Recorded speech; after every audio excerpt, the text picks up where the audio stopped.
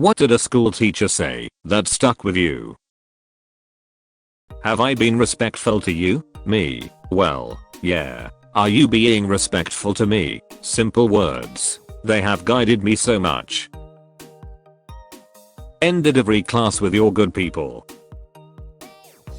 It's okay. You can smile. This was first thing our middle school music teacher, who we all loved, said on his first day back after his wife, an art teacher many of us had in elementary, was killed in a car accident. He made music class a lot of fun, and we'd missed him in the week he took off after his wife's death. He was used to coming into a room full of smiling faces, ready for another fun hour of class. We were all sitting utterly silent, fixed on him with what I'm sure were the most somber little faces he'd ever seen. He smiled at us after he said it, and we all smiled back, and he thanked us for it.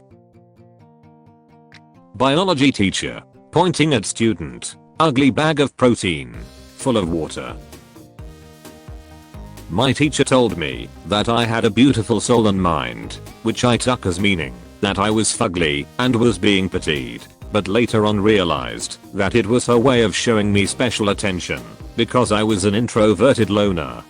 This reminds me of a science teacher I had who would do a little pre-exam ritual thingy to help ease anxiety and help students focus. She would turn off the lights and have everyone relax and close their eyes, put their head on their arms on the table, etc., and play calming ocean sounds from her computer while walking around the classroom calming taking to us. She basically would start with saying to take deep breaths, think about your favorite place to relax, and recognize that we are all living, breathing, emotional human beings capable of love and care and with hobbies or skills outside of the course we were taking.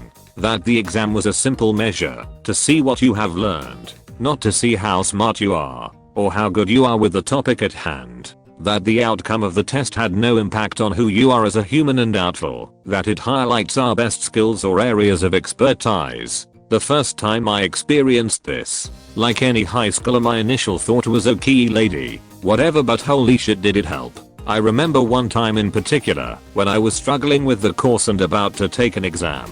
While she did this, she stopped and calmly rested her hand on my shoulder for a moment while my head was down and seriously thought I was going to break out crying. I felt like she was in my corner rooting for me at a point where I was struggling, and I will never forget it. All through the rest of high school and university I would rethink and try to relive that ritual before exams, and it helped me big time. Easily one of the best teachers I have ever had. One day in 7th grade our principal came into the homeroom class and wrote on the board $19.32 in big numbers. He got our attention and announced to the class, "This pointing at the number is what you are worth. Every day you come to class, the school gets $19.32 from the state for each of you. So if you are sick, you should still come to class, go to the nurse, and get sent home. That way the school will still get its $19.32. That was the day I stopped caring about school. I'm pretty sure he was trying to increase attendance and believed what he said was positive. But when a person you're supposed to respect tells you you're worth less than a $20 bill. I thought this was gonna be motivational at first. I know what it is to be young, but you don't know what it is to be old. I don't know why and how it came up, but our English teacher asked me if I understand that. It was the first year and I was 10, and I definitely did not understand, but it somehow stuck in my mind as the sound of the sentence until I could decipher the memory in retrospect.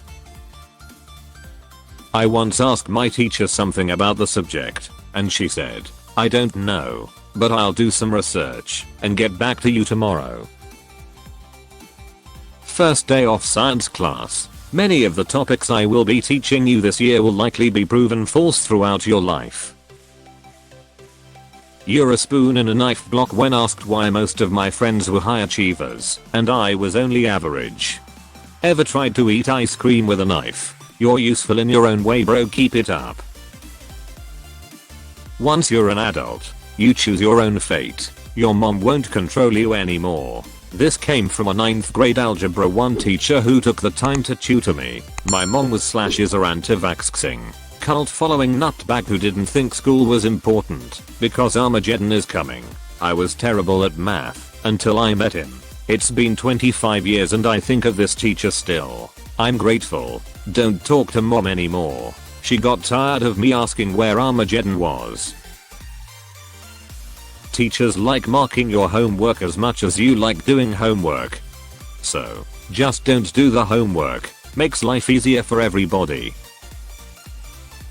I'm FB friends with several of my old teachers. I once wrote about how I had the recurring nightmare of being in my chemistry teacher's class and having to take an exam, but not having studied for it. He replied saying that his recurring nightmare is my being in his class. You have unlimited potential when you know how to find the first step. Just get a fucking haircut. I kept complaining during PE that my hair was in my face. This was one of those teachers that felt more like one of the boys than the teacher. Blew my mind hearing him swear. My geometry teacher was super chill. He taught us to play poker and blackjack. On the last day of school he said, "Remember, if you ever need anything or have any questions while you're at this school, there are about 50 other teachers you should go to before you come to me." He gave me this nickname. My friends still call me Behind Joe 15 years later.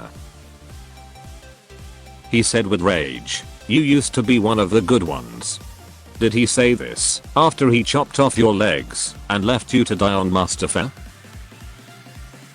I took Latin all 4 years of high school. I quickly realized I despised the language, but I stuck with it for the teacher himself. He alone was worth it. Our Latin class was right above the hallway with classrooms for special needs kids. One day, after it was apparent nobody did their homework, my teacher stopped class and said, "You're all taking what you have for granted, and it's inexcusable. There are several dozen kids in the hallway below you who wish they had the mental faculties to do homework." I did my Latin homework regularly after he said that. After being caught smoking pot in high school 1986, my science teacher, "Hi Mr. Fishbean," said to me, "There is a time and place for everything. This is not the time, nor the place." He did not report me to administration. He was a great teacher. Professor Oak said the same thing when I tried to fish in the Pokemon Center.